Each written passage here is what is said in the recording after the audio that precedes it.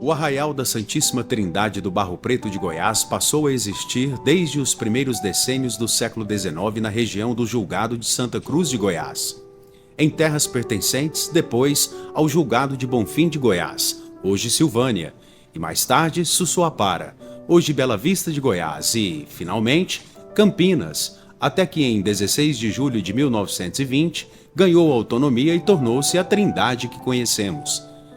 Essa é a gênese da nossa história, desde os tempos em que a cidade nem existia e que, nos julgados, havia a distribuição territorial.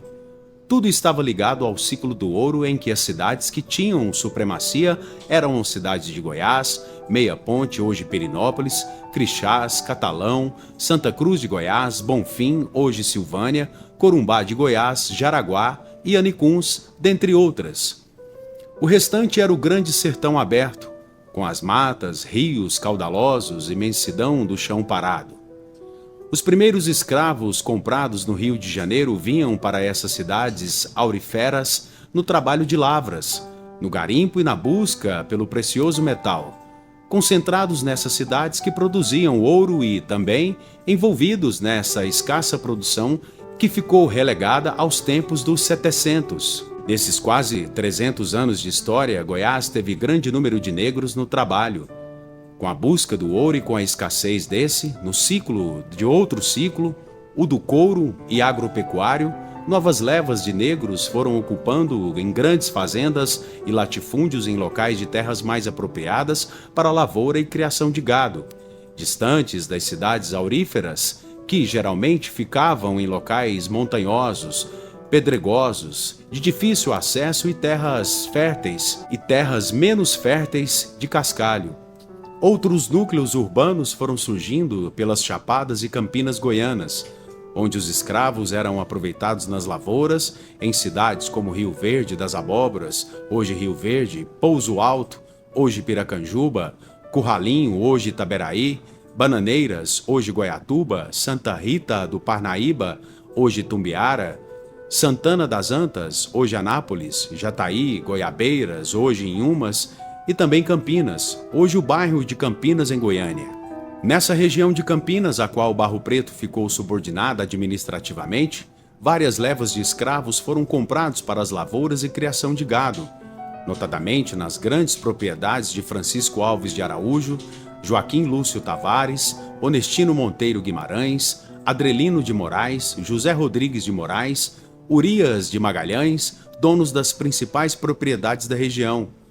Portanto, no que hoje é Trindade, os escravos foram conduzidos para os trabalhos nas lavouras das regiões do Arrozal, Bugre e Fazendinha, Tavares, Mandaguari, bem como Barro Branco, Bruacas, Santa Maria, Ribeirão Dourado, Cedro, Terra Podre, Boca da Mata, Mandaguari, Rio do Peixe, Fazenda Sabão, Ressaca e outros que constituem parte dos municípios de Trindade. Goiânia, Campestre de Goiás, Abadia de Goiás, Guapó, Santa Bárbara de Goiás e Aragoiânia. Essa era a divisão administrativa na época. O trabalho dos escravos na lida era vigiado pelos feitores, espécie de administradores das fazendas. Muitos que descumpriam seus afazeres eram levados à Casa de Câmara e Cadeia de Barro Preto, construída em 1866, onde existiu a última colocada em Chovias. Ali cumpriam os mais dolorosas penas. Outro fator importante é que nessa região havia a comercialização de negros destinados à procriação, alugados para inseminação de negras em outras regiões, para aumento do número de escravos, pois cada peça alcançava grande preço no mercado e havia a tributação desses escravos na economia imperial. Também, por época da Guerra do Paraguai, na década de 1860 e 1870, muitos fazendeiros enviavam seus escravos ao invés dos filhos ou familiares para os campos de batalha no Paraguai, na chamada Leva dos Voluntários da Pátria. Assim, atendiam à requisição do imperador Dom Pedro II, de formação, de força para o fronte, dando aos escravos que na maioria eram mortos, já que na formação dos batalhões de confronto como estratégia, eles eram enviados primeiro para serem mortos de início, no enfrentamento dos inimigos, para o segundo batalhão atacar em seguida. O Batalhão dos Voluntários da Pátria de Santa Cruz de Goiás, Bonfim, Sussuapara e Campinas foi conduzido à guerra praticamente. Nenhum negro voltou do confronto.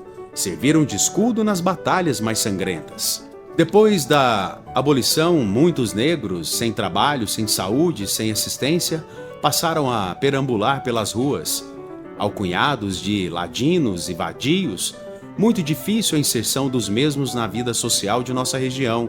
A trajetória dos mesmos caminhos no romper de barreiras sociais impostas, tanto na educação quanto no desenvolvimento.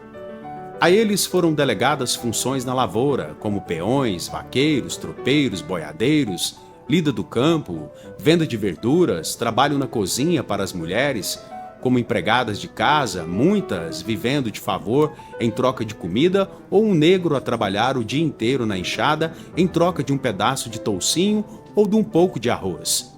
Duros tempos de suores e cansaços.